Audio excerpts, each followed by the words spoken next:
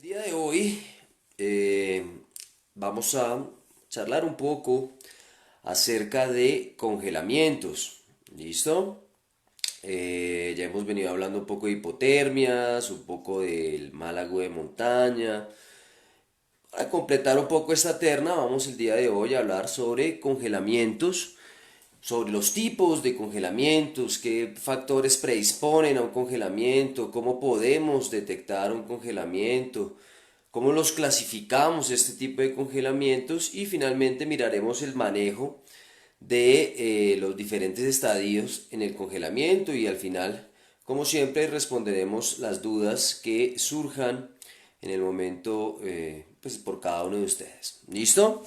Entonces, para empezar a hablar de congelamientos, pues tenemos que ver que es una condición, realmente una condición médica, donde la piel y los tejidos que se encuentran debajo de esa piel, tejido celular subcutáneo, músculo, hasta el hueso, se pueden comprometer y son dañados por estos cristales que se forman en el momento de vernos expuestos a temperaturas iguales o inferiores a los 0 °C. ¿Listo? Algunos predisponentes que pueden llegar a contribuir a que este congelamiento se pueda presentar más pronto o se pueda presentar o pueda ser más dañino. Por ejemplo, la humedad, andar con prendas húmedas en la montaña nos puede ser un predisponente para el congelamiento. El uso de metales, entonces los piercing en la nariz, los aretes, relojes, todo esto puede hacer más fácil que se presente el congelamiento. La exposición, pues lógicamente la exposición prolongada al frío va a hacer que se presente el congelamiento, la deshidratación, la mala alimentación, el alimentarnos mal en la montaña, el no tomar el suficiente líquido en la montaña va a hacer que nuestra sangre sea más espesa y esto puede llegar a generar un congelamiento, ¿listo? La altura, el estar en la altura, si recordamos y recordamos un poco del man, veíamos que uno de los medios de aclimatación del man, o uno de los procesos fisiológicos en el man, era que la médula ósea empezaba a hacer una mayor producción de glóbulos rojos para captar mayor oxígeno gracias a la hemoglobina. Entonces este exceso de glóbulos rojos puede hacer un predisponente para facilitar el congelamiento. ¿Listo? Y los estados o largos procesos o estancias prolongadas donde estamos inmóviles o no nos movemos demasiado pueda lograr que se presente un congelamiento. ¿Listo? Teniendo en cuenta esto, miraríamos entonces cómo podríamos clasificar los congelamientos. Así como hemos visto algunas clasificaciones en las otras clases, esta también tiene una pequeña clasificación que lo clasifican en congelamiento superficial, congelamiento parcial y congelamiento total. ¿Listo? Y cada uno tendrá su manejo y cada uno tendrá sus secuelas. Ya miraremos después que en el congelamiento total o el profundo podríamos dividirlos en unos subgrupos o podemos hacer una clasificación de grado 1, 2, 3 y 4. ¿Listo? Pero entonces, ¿cómo nosotros evaluamos el congelamiento? Realmente todo está basado en la observación y en la palpación de la parte congelada. Por ejemplo, si estamos en la montaña y empezamos a sentir ese adormecimiento en los pies o en las manos, en los dedos de las manos, lo que tenemos que hacer es mirar la parte congelada, la parte que sospechamos que está congelada y debemos palpar esa parte. Si no palpamos la parte, probablemente no sabremos si existe un congelamiento y peor aún, no sabremos qué grado de congelamiento es el que pueda llegar a estar sufriendo esta persona. ¿Listo?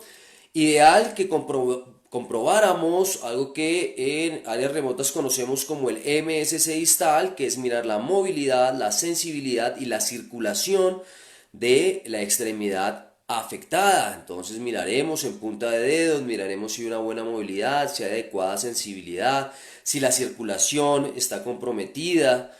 ¿Listo? Y lógicamente pues trataremos de hacer esto con una persona que no la pondremos a exponer al frío, lo haremos en un refugio, en la carpa, en lo posible para evitar que la persona no solamente aumente su proceso de congelación, sino que también pueda entrar en un proceso de hipotermia. ¿Listo? Entonces, miremos cada uno de los congelamientos. Cuando hablamos de congelamiento superficial, es un congelamiento que muy probablemente los que hemos estado en temperaturas por cero o debajo de cero de pronto lo hemos sufrido. Es donde la piel permanece blanda, se puede colocar de pronto los dedos, por ejemplo, se pueden colocar pálidos, los labios, las orejas, los dedos de los pies, puede haber un poquito de parestesias o de falta de sensibilidad en esa punta de dedos, ¿listo? Puede haber sensación de hormigueo o dolor en esa parte afectada, pero la característica principal es la piel persiste blandita. La tocamos y está blandita, ¿listo? Cuando hablamos de un congelamiento parcial, quiere decir que ya varias capas de la piel, no solo la epidermis, sino probablemente la epidermis y la dermis se van a ver afectadas, ¿listo? Y la piel, aunque está fría, sigue blanda, ¿listo? La sensibilidad ya está muy limitada. Ya miraremos que la persona de pronto le tocamos los dedos y dice, no, no lo siento casi. ¿Listo? Puede haber bastante dolor en esa extremidad, pero la piel permanece blanda. Entonces, congelamiento superficial, piel blanda, sensibilidad está bien, la movilidad está bien, puede estar algo pálido. Cuando hablamos de la parcial, ya persiste la piel blanda, pero la sensibilidad empieza a limitarse. ¿Listo? Ya no hay tanta sensibilidad como debería haber, ya nos hace sospechar que ya hay un congelamiento más avanzado. ¿Listo?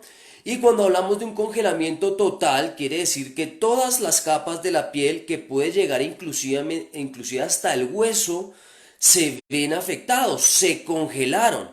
Y vamos a ver que la textura de esa piel es dura, dura como cuando metemos una salchicha al congelador. ¿Listo? Dura, realmente es dura, no hay sensibilidad.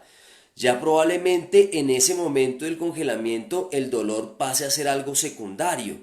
¿Por qué? Porque se congelan vasos, se congelan nervios, se congela tejido, se congela absolutamente todo y ya miraremos que este congelamiento total podrá ser uno, 2, 3 o 4. ¿Listo? Y ahí empezará la gravedad del congelamiento total y las secuelas que puedan llegar a producirse por este congelamiento total. ¿Listo? Muy bien. Hablemos un poco primero del congelamiento superficial y el congelamiento parcial, que realmente son mucho más fáciles de manejar, generalmente no trae unas secuelas funcionales, es muy probable que después de este congelamiento, si hacemos lo posible para que la persona no se vuelva a congelar, probablemente podrá hasta permanecer en campo. Ya cuando hablemos de congelamiento total, pues miraremos que ya es un proceso de evacuación. Lo primero, pues sacamos a la persona del frío, listo, vamos a evitar exponerla a más frío a esta persona, trataremos de hacerlo en un sitio, en un refugio, en una carpa, listo, trataremos de aumentar esa perfusión local en esas extremidades, acuérdense que todavía la piel está blanda, eso quiere decir que muy probablemente los vasos sanguíneos que se encuentran por debajo de la piel, los nervios, el hueso, todavía no está comprometido, o sea, tenemos tiempo todavía para poder solventar esa situación. ¿Listo? Abrigamos la parte afectada, de pronto hacemos un vendaje bultoso en esa zona afectada para evitar esas pérdidas de calor y que la persona se empiece a calentar. Y si vemos que es posible, haremos lo que más adelante veremos que es un método de recalentamiento de la extremidad. Lo dejaremos más para total. Pero si vemos que en la parcial no encontramos una buena respuesta con estas medidas de perfusión, de calentar la extremidad, de envolverla de pronto en algo abultado, de hacer que la persona mueva esos dedos, de pronto tomar algo caliente, haríamos un recalentamiento en campo que lo miraremos en la total. Cuando hablamos de total, cuando hablamos de un congelamiento total, estamos hablando que esta persona ya la extremidad está dura, ¿cierto? Los vasos sanguíneos están congelados. Quiere decir que si se congela el vaso sanguíneo, es como si hiciera un tapón ese vaso sanguíneo. Entonces está el vaso y los cristales que se forman por el congelamiento taponan ese vaso. Y al taponar ese vaso no está pasando sangre de la parte de que viene del corazón, no está llegando a esa zona distal. Y esos tejidos pues a la final empezarán a morir si no le hacemos una adecuada atención. Es importantísimo que cuando decidamos empezar el proceso de una atención de un congelamiento total, estemos 100% seguros de que esta persona no va a utilizar la parte afectada nuevamente, que esta persona no va a caminar, que esta persona no va a volverse a congelar. Porque ahí es el problema, que si descongelamos esa parte afectada con los métodos que vamos a ver, pero la persona se vuelve a congelar esa parte, las probabilidades de que empiece a sufrir un proceso de gangrena, de esa piel empiece a infectarse, es bastante alta. O sea, quiere decir que si tiempo o donde no hemos asegurado un traslado por la persona, sepamos que llega un carro, un helicóptero que la va a transportar y no se va a volver a congelar, pues estaríamos haciendo algo de negligencia, porque lo que va a ocurrir es que probablemente esa extremidad congelada o esa zona congelada entre en gangrena y pues lo más probable es que termine en una amputación. Entonces, uno, pues trataremos de sacar a la persona del frío, ¿cierto? Igual que en los otros casos, para poderla evaluar, llevarle a un refugio. ¿Listo? Evaluar que si aparte del congelamiento también tiene algún grado de hipotermia, porque si se congeló una parte, quiere decir que estuvo expuesto realmente a temperaturas frías durante un periodo prolongado. ¿Listo? Acordémonos que esa parte que está congelada no va a volverse a usar. ¿Por qué? Porque cuando descongelemos esa extremidad, ese pie, esa mano, esa nariz, esa oreja, esa parte se va a ampollar, van a empezar a generarse una serie de ampollas, se va a inflamar, va a doler, va a ser incapacitante para hacer cualquier actividad. Entonces tenemos que ser muy conscientes del momento en que vamos a hacer ese proceso de descongelamiento. Retiraremos toda la ropa húmeda, la ropa mojada, trataremos de mejorar quitar relojes, anillos, todo lo que puede impedir la circulación.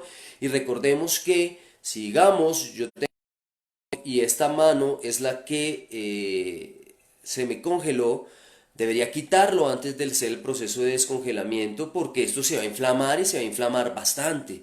Y probablemente este reloj me va a evitar una adecuada o me va a evitar una adecuada zona, que es lo que no queremos que ocurra. No hagamos calentamientos de campo si la persona no tiene una evacuación asegurada. ¿Qué quiere decir esto? Si yo estoy a 6 horas de un punto de evacuación y yo a esas 6 horas llego y digo, tengo un pie congelado, yo hago el proceso de descongelamiento de ese pie, pues uno, la persona no me va a poder caminar durante las 6 horas. Entonces me va a tocar hacer un proceso de camillaje.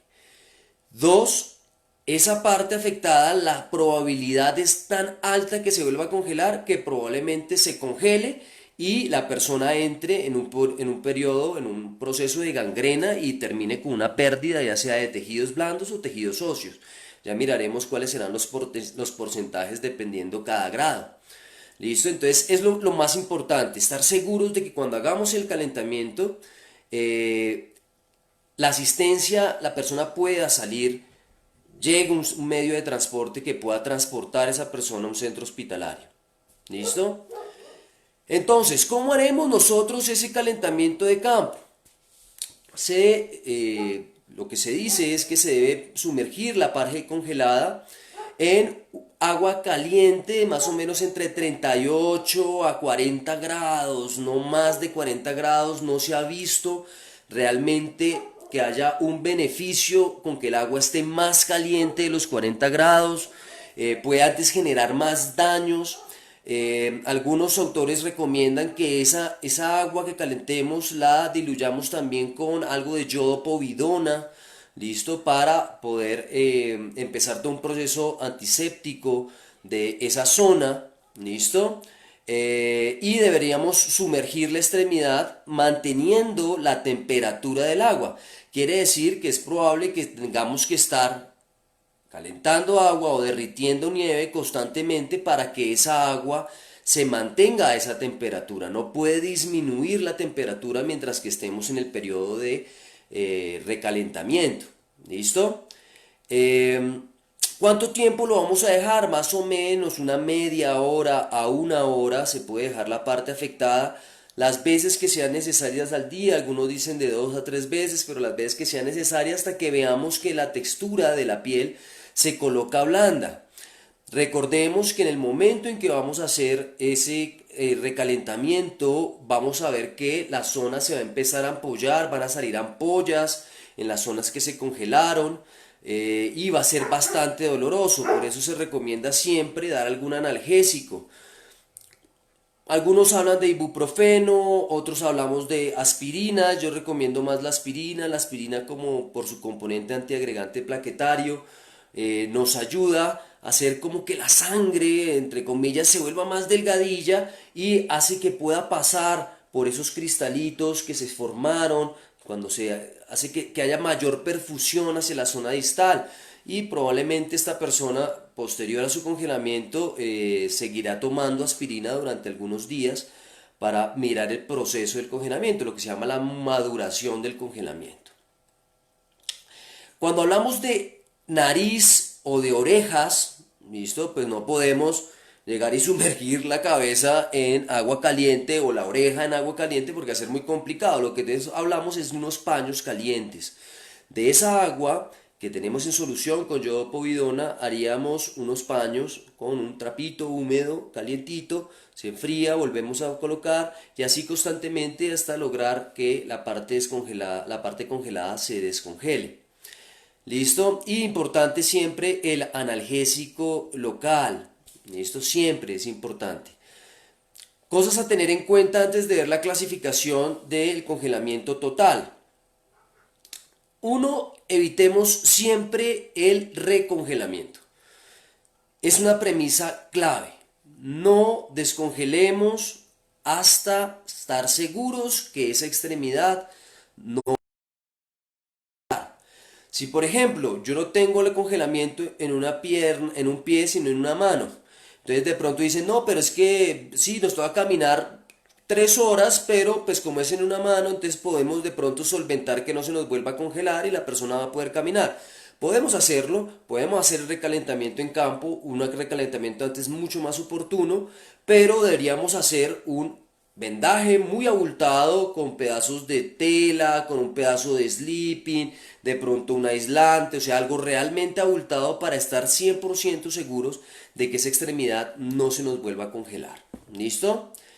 Y siempre en un congelamiento total estar pensando en un proceso de evacuación. Esa persona debe ir a ser valorada en un centro hospitalario porque probablemente las que deje el congelamiento se deban manejar posteriores al salir de campo.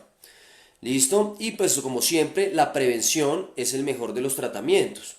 Siempre prever, si yo voy a un 7000, pues llevarme toda la indumentaria para un 7000 o un 8000. No puedo irme a hacer un 8000 con botas o con guantes de un 5000. ¿Listo? ¿Por qué? Porque la va a pasar mal y las probabilidades de que entre en procesos de congelamiento y de hipotermia son muy, muy, muy, muy altas. ¿Listo? Veamos entonces un poco la clasificación del total. Cuando hablamos de congelamiento total, veíamos que era que todas las capas de la piel se afectan hasta el hueso. Podría llegar a afectar hasta el hueso. Entonces lo dividimos de la siguiente manera. Vamos a hacerlo con mano. Hablamos de grado 1, grado 2, grado 3, grado 4. Cuando hablamos de grado 1, quiere decir que se afecta punta de dedos. La punta de los dedos es la que está afectada. ¿Listo? Cuando hablamos de grado 2, hablamos que se afecta hasta parte de la segunda falange, grado 3, la tercera falange y grado 4 puede comprometer de ahí para abajo. ¿Listo? Cuando hablamos de un grado 1, ese proceso de congelamiento total, grado 1, generalmente no trae unas secuelas importantes. ¿Listo? Existen personas pierde de pronto algo de tejido blando, más no óseo. Cuando hablamos de grado 2, hablamos que las probabilidades son mucho más altas de perder tejido blando, más no óseo. Cuando hablamos de un grado 3, las probabilidades están entre el 40 hasta el 80% de amputaciones de tejido óseo. Y cuando hablamos de un grado 4, estamos hablando de que la amputación será el 100% de probabilidad. ¿Listo? Entonces, por eso es la importancia de no hacer que progresemos nuestro congelamiento hasta un total. ¿Listo? Estar siempre pendientes de los signos de alarma que nos da nuestro cuerpo para poder pues discernir en qué grado de congelamiento y manejarlo a cabalidad. Tratar nunca de llegar a un grado 4. Hay veces no es posible, pero es importante que lo tengamos en cuenta. ¿Listo? Muy bien. Teniendo esto en cuenta, con congelamientos, ¿listo?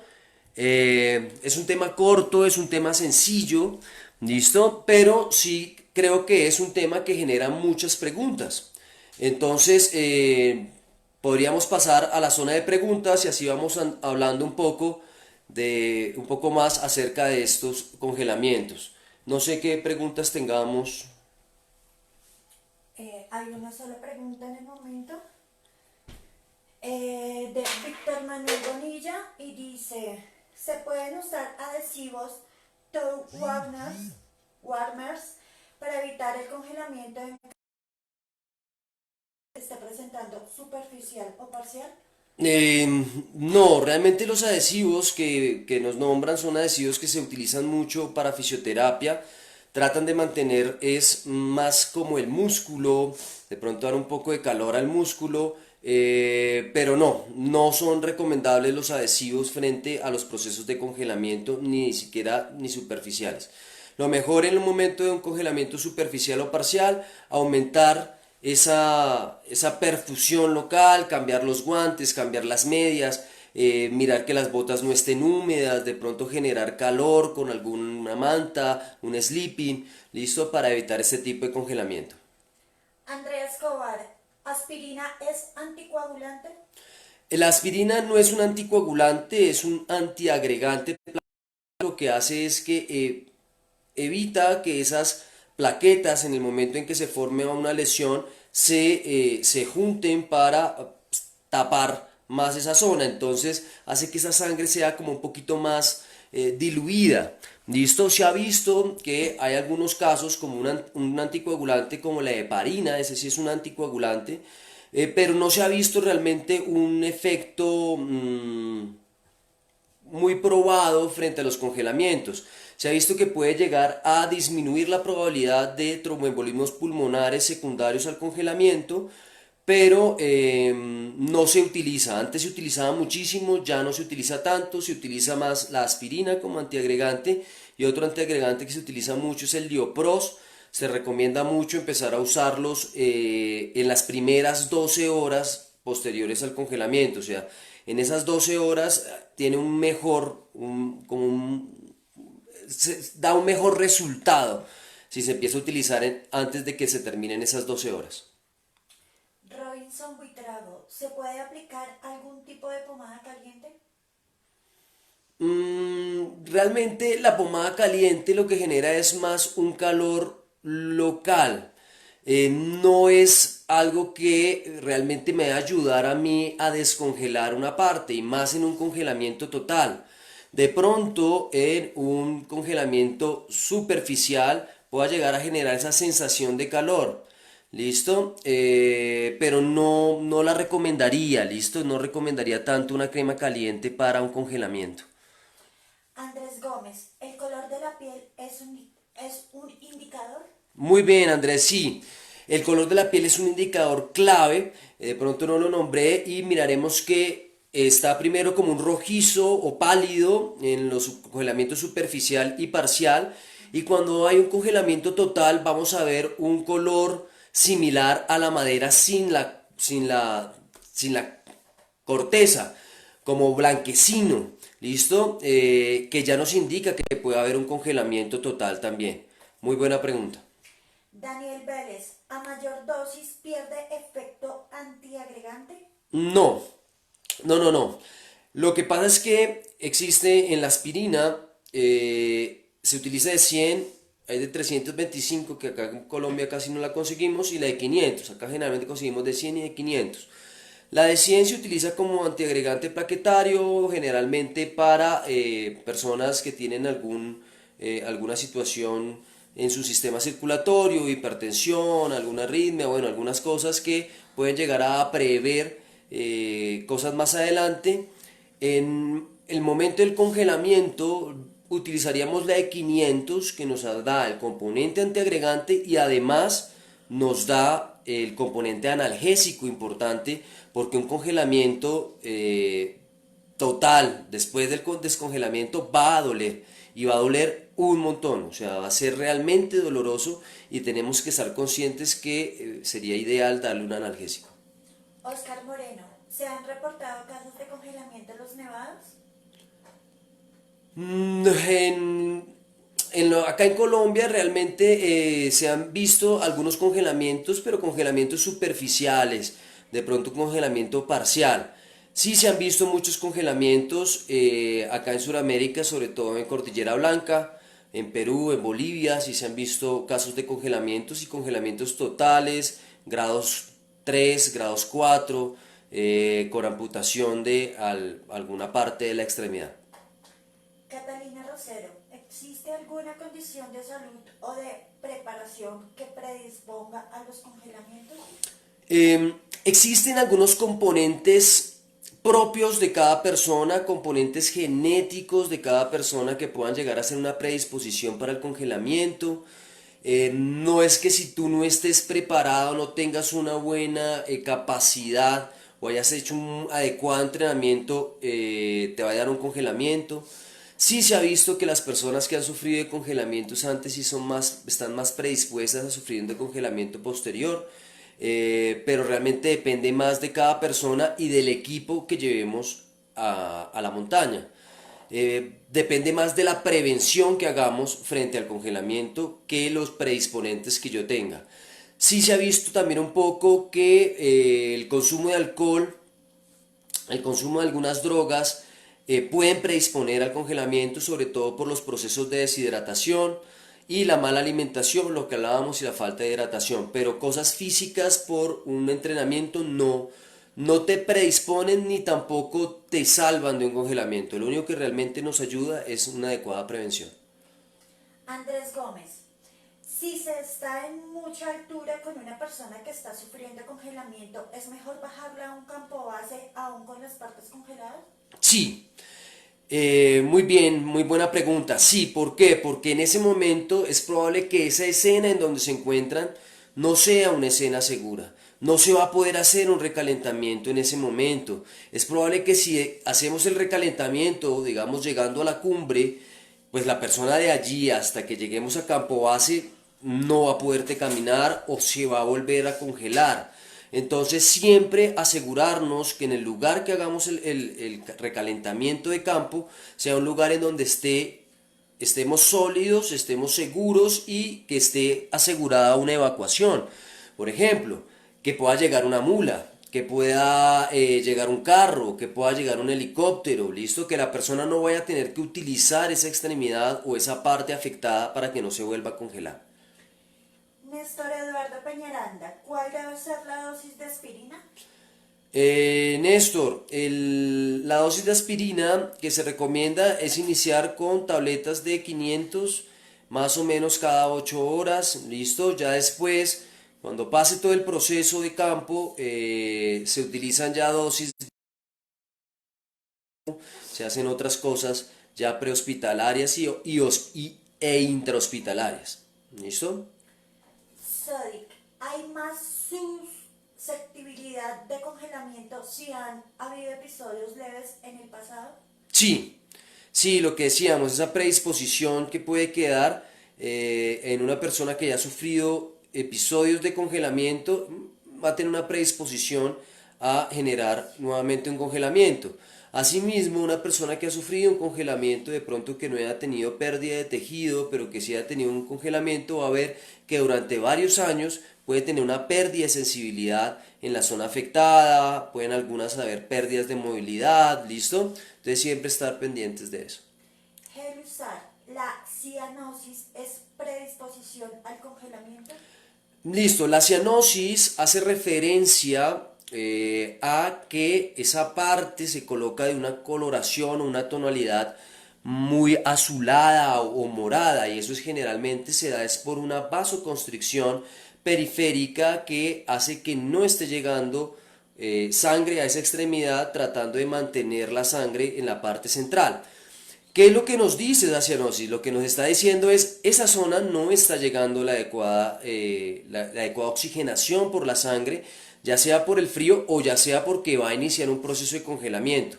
Entonces puede no ser un indicador patognomónico o propio del congelamiento, pero nos puede indicar que hay una mala perfusión a ese nivel distal. Alex Giovanni Pérez.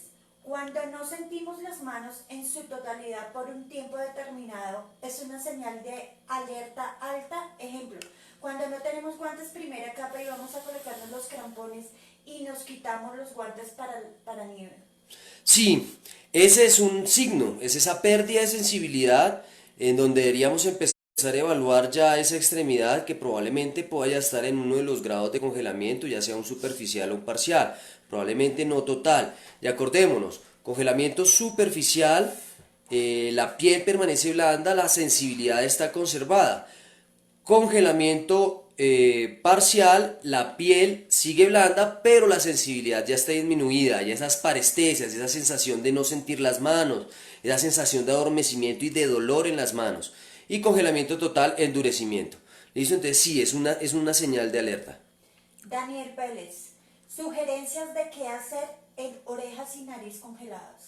Listo, entonces recordemos que para nariz y orejas, como veíamos en la charla, se hace un proceso de calentamiento con agua caliente, con solución de yodo povidona, y lo que hacemos, como no podemos sumergir las orejas ni la nariz en ese recipiente, con un trapo húmedo vamos colocando en la parte afectada, midiendo que no se nos vaya a enfriar demasiado este trapito, y lo vamos haciendo hasta que la parte se vuelva blanda y empiece a apoyarse esa zona.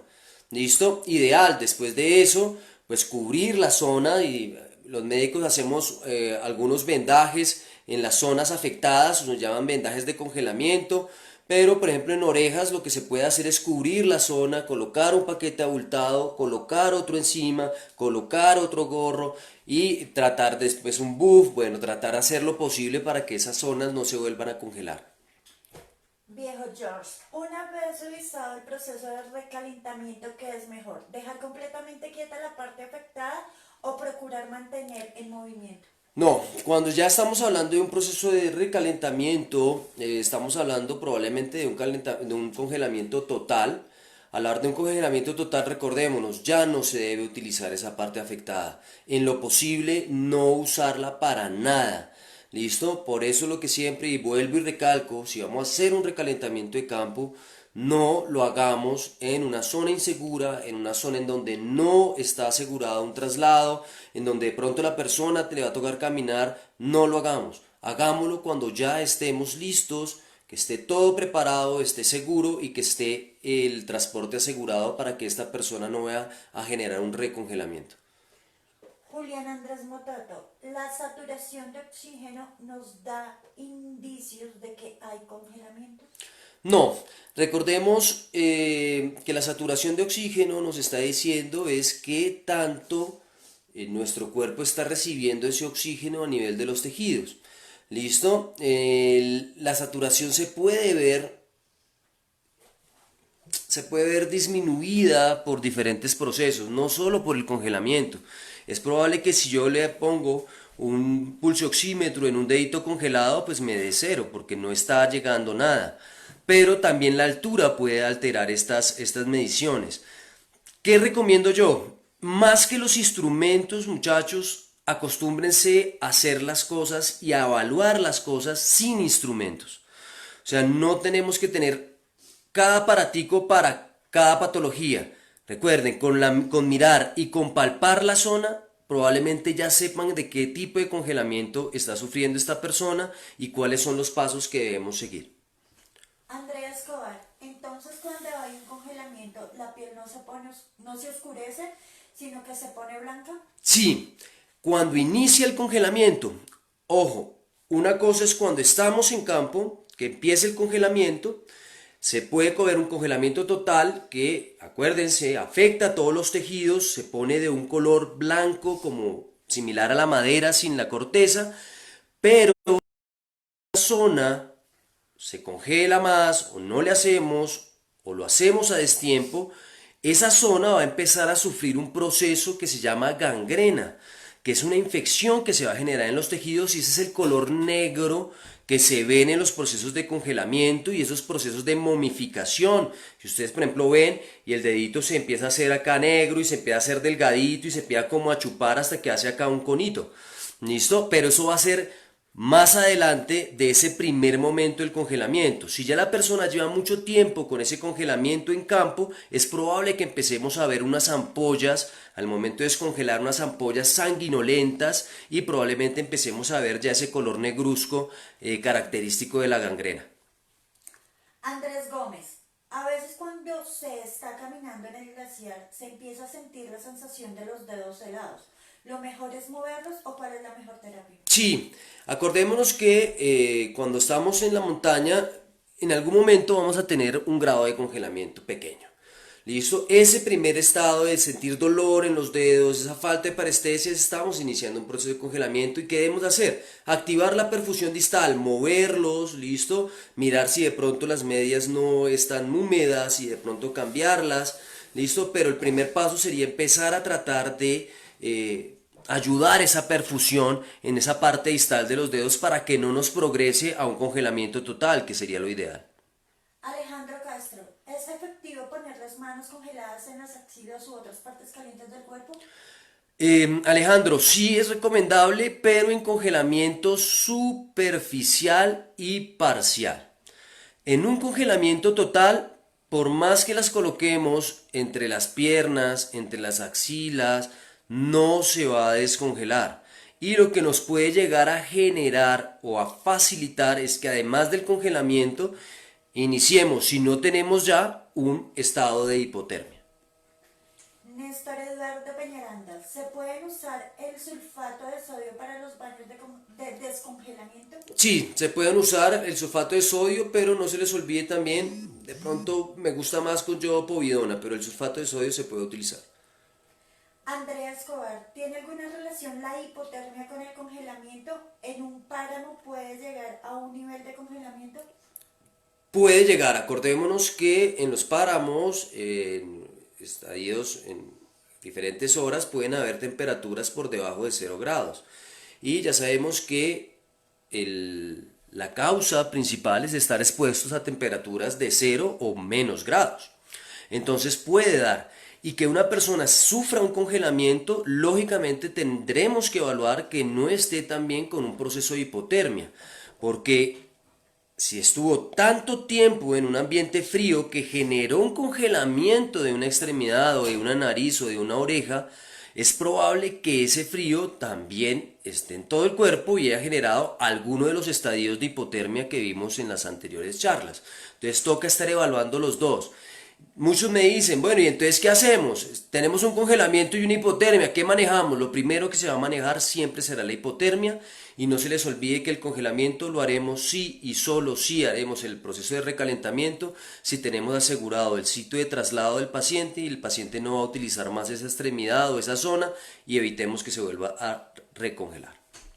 Lore Medina, ¿qué opinión le merecen las cámaras hiperbáricas para el tratamiento de congelaciones graves o el uso de tratamientos homeopáticos de inyecciones con vitamina C? Bueno, el uso de las cámaras hiperbáricas se ha visto no solo en el manejo eh, intrahospitalario para después del proceso de maduración del congelamiento, porque el congelamiento después de que ocurre se descongela, se ampolla, pero las secuelas se van a ver al mes más o menos, o sea, va a haber un periodo de maduración del congelamiento.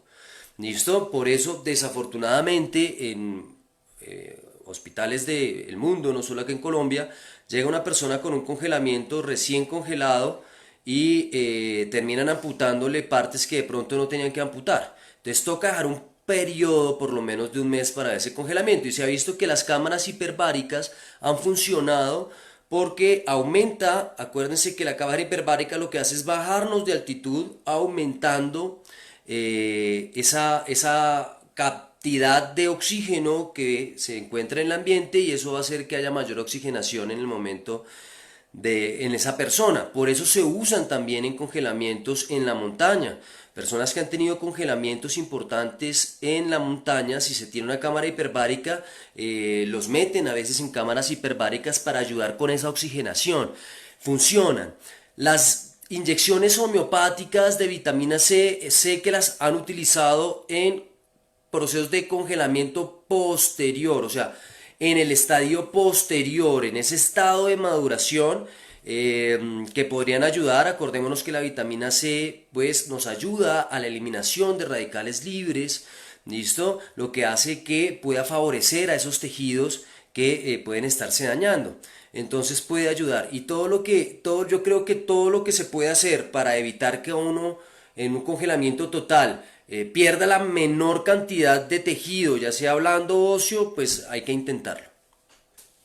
Juanca Vidal, ¿qué tan cierto es que en algunas circunstancias donde tenemos congelamiento de una extremidad, por ejemplo los pies, pero por las circunstancias del terreno o del lugar no se puede hacer un calentamiento de la extremidad, calentando, ahí va el punto, calentando otras extremidades como las manos o la cabeza, podemos regular la temperatura del organismo caminando a la par para descender a la zona de enfriamiento? Listo, ya más o menos trato de entender la pregunta. Por ejemplo, si yo tengo congelado un pie, ¿cierto? Entonces tengo congelado el pie. Si yo me activo generando calor dentro de mi cuerpo, puedo ayudar a que ese pie se me descongele.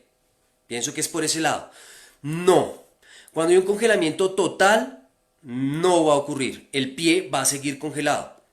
¿Listo? Con un congelamiento parcial y superficial probablemente pase con la actividad física. Pero con un congelamiento total, no. Nos toca es, lo que dice, como dice la pregunta, llegar a un sitio seguro y ahí empezar el proceso de recalentamiento de esa extremidad. ¿Listo? Pero con un congelamiento total es muy difícil que la misma persona, por el calor que ella genera, pueda disminuir su congelamiento. ¿Listo? O que le diga, no, es que le pusimos una vaina abultada, ¿será que se le descongela? No se va a descongelar. Toca hacer el calentamiento de campo sí o sí, ¿listo? Pero acuérdense, siempre en el lugar que deben hacerlo. Luis Fernando Penagos, ¿qué tan eficaz puede resultar la utilización de manta térmica para cualquiera de los grados de congelamiento después de cambiar prendas y evitar un recongelamiento? Muy bien, la manta térmica nos ayuda mucho. Recordemos que la manta térmica, esta parte aluminizada de la manta térmica, lo que va a hacer es que va a hacer que se refleje el calor hacia la parte afectada o hacia nuestro cuerpo. Si tenemos un congelamiento superficial o un congelamiento parcial, pues probablemente lo que va a lograr esta manta térmica en esa extremidad es que el calor que está produciendo pues se refleje y se mantenga ahí.